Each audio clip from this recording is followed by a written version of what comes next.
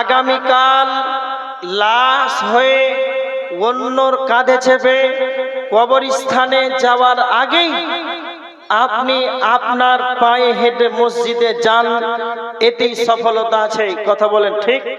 বর্তমান মানুষ মৌতটাকে কতটা স্মরণ করে, এমনিতেই করে না তো জানাজায় গিয়ে কতটা স্মরণ করে। আপনাদের এলাকায় যখন জানাজার খাট নিয়ে যায়, কবরস্থানে জানাজার সলাত হয়, তারপরে পাটাতন চালু কাজ চলছে, কবরস্থানে কিছুক্ষণ দেরি হয় না মাটি দিতে, তো তখন সব চোখের পানিতে কাঁদে না রাজনীতির গল্প করে, ছেলে মেয়েদের গল্প করে না আপনাদের এলাকাতে নাই? কবরস্থানে গিয়ে জানাজা চলছে, একজনকে মাটি দিচ্ছে আর একজন বলছে আমার ছেলে একবারে ডাক্তারি, সামনেবার ডাক্তারি চান্স পেয়েছে, সামনে বছর থেকে বেতন ঢুকবে। আরে বাপ, তোর ঢুকলো তো ওর কি হলো? তো কবরস্থানে বলতে হবে। তারপরে বলছে যে এই সামনেবার মনে হয় আর পাস করতে পারবে না, এবার মনে হয় কংগ্রেসই আসবে। এই তো আলোচনা। এবার আপনারা বলেন যে যারা কবরস্থানে গিয়ে রাজনীতির গল্প করে, নিজের সাংসারিক পারিবারিক জীবনে যারা গল্প করে, এরা মানুষ না পশু? কথা বলেন, কষ্ট হচ্ছে? পশু বলছি তো কষ্ট হচ্ছে? কষ্ট হবে না। দুইটা উদাহরণ দেবো, খুব ভালো করে শুনুন। আপনার দিকে কসাইখানা বুঝেন? কসাইখানা মাংস বিক্রি করা হয়, তো মাংস বিক্রি করা হয় তো কসাইখানাতে কয়টা ছাগল বানা থাকে? একটা না দুটা না চারটা পাঁচটা থাকে না থাকে। তো একটা মাংস করে 500 হাড়ি 1 কিলো করে বিক্রি চলছে।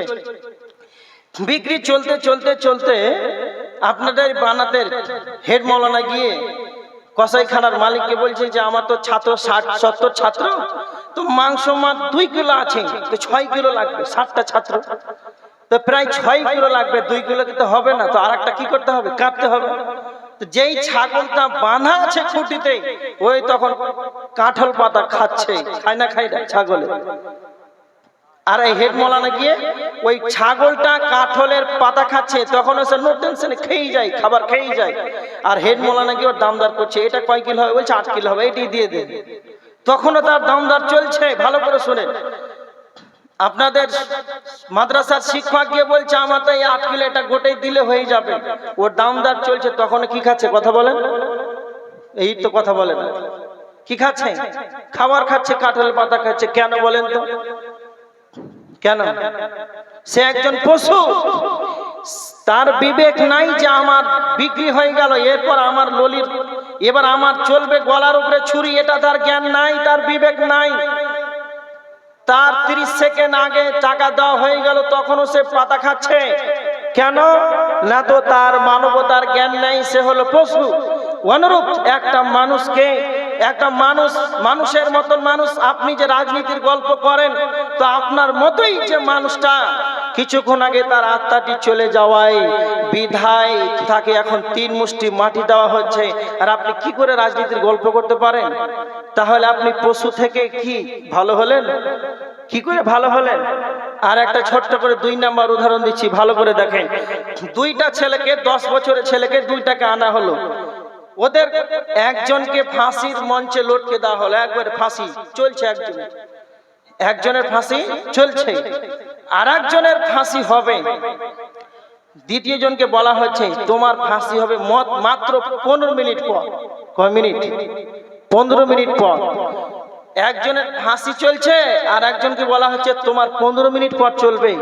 ওকে যদি কাশ্মীর থেকে আপেল দেওয়া যায়, সৌদি থেকে খেজুর দেওয়া যায়, আমেরিকা থেকে যদি কেক দেওয়া যায়, আর 8 GB মোবাইল দেওয়া হয়, বলে ফ্রি ফায়ার খেল, খেজুর খা, কেক খা, ভালো লাগবে?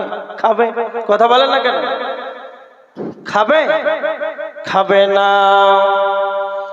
তাকে কেক ভালো লাগবে না, তাকে খেজুর ভালো লাগবে না। 5G 6GB যদি মোবাইল হয়, তাহলে তাকে মোবাইলে ফ্রি ফায়ার খেলতে ভালো লাগবে না। কেন? তার মত কিছুক্ষণ পর তাকে ফাঁসির মঞ্চে লটকে দেওয়া হবে।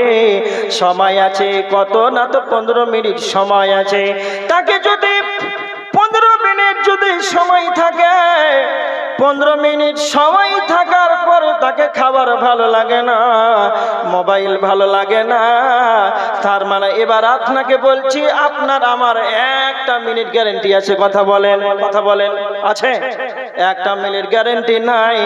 আপনি যাকে 3 মুষ্টি মাটি দিলেন, আপনি যাকে 3 মুষ্টি মাটি দেওয়ার পর আপনি যে কবরস্থানে রাজনীতির গল্প আরম্ভ করলেন, আপনি যাকে কবর রেখে দিলেন, তার পরবর্তী কবরটা আমার আপনার হবে, এটা কারো বলার ক্ষমতা আছে? সারা পৃথিবীর মানুষ জানে না, তারপর সে তার কবর হয়ে যাবে। তার মানে যার 1 সেকেন্ডের গ্যারেন্টি নাই, যার 1 মিনিটের গ্যারেন্টি নাই, যার 1 ঘন্টার গ্যারেন্টি নাই, সে আবার কবরে কেন কি করে সে রাজনীতির গল্প করতে পারে? আল্লাহর নবী যখন কবরস্থানে যেতেন, একানসারীদের কবর স্থানে গিয়ে তখন কবর খনন করা হয় নাই, তখন নবীজি কবরস্থানে বসে পড়লেন, আর আল্লাহর নবী একটা খড়ি কাঠি নিয়ে জমিনে রেখা টানতে আরম্ভ করলেন।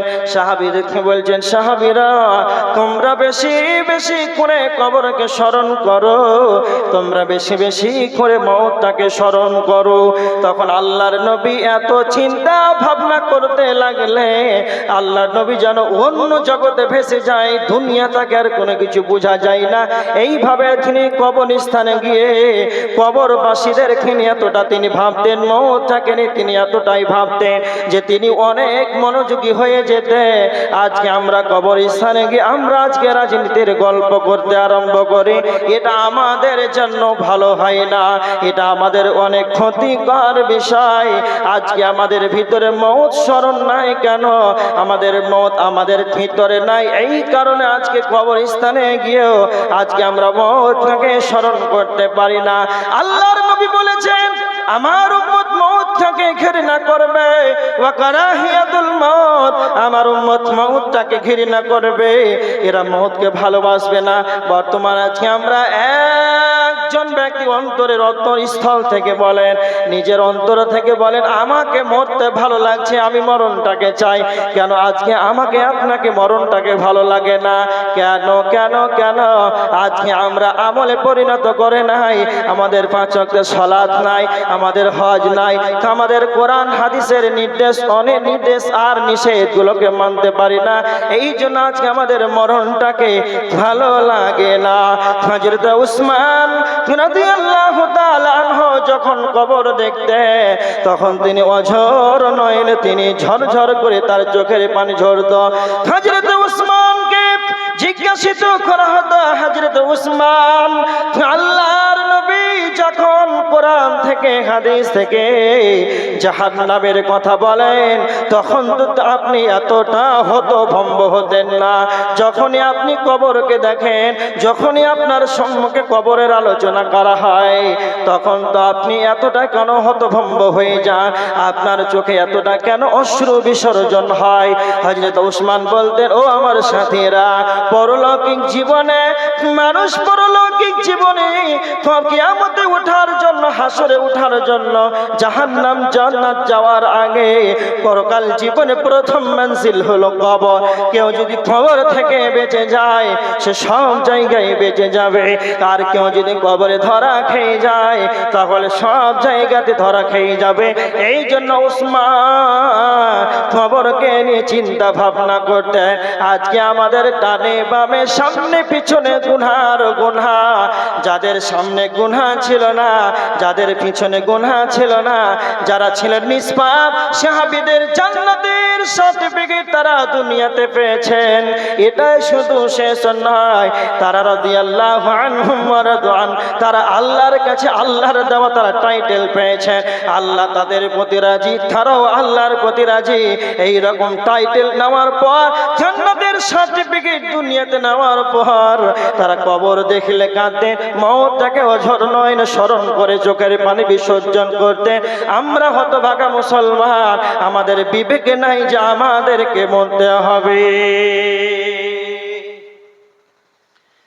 আমাদের বিবেকে নাই যে আমাদেরকে মরতে হবে। সাহাবীরা জান্নাতের সার্টিফিকেট দুনিয়াতে পেয়েছে, আল্লাহ যে তাদের প্রতি রাজি সেটাও তারা খবর পেয়ে নিল, তারপরে ওদের অবস্থা এরকম।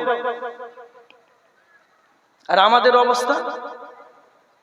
অবস্থা কি হলো? একবার কি চিন্তা ভাবনা করেছেন কোনোদিন? যারা বসে আছেন 5 ওয়াক্তের সালাত আদায় করেন তো? করেন?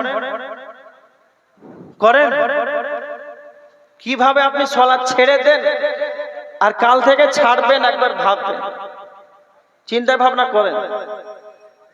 এবার দেখেন, আপনাকে একটা কথা বলছি, খুব মূল্যবান একটা পয়েন্ট। আগামীকাল খুব ভালো করে শুনে, এটা কিন্তু মুখস্থ করে বাড়ি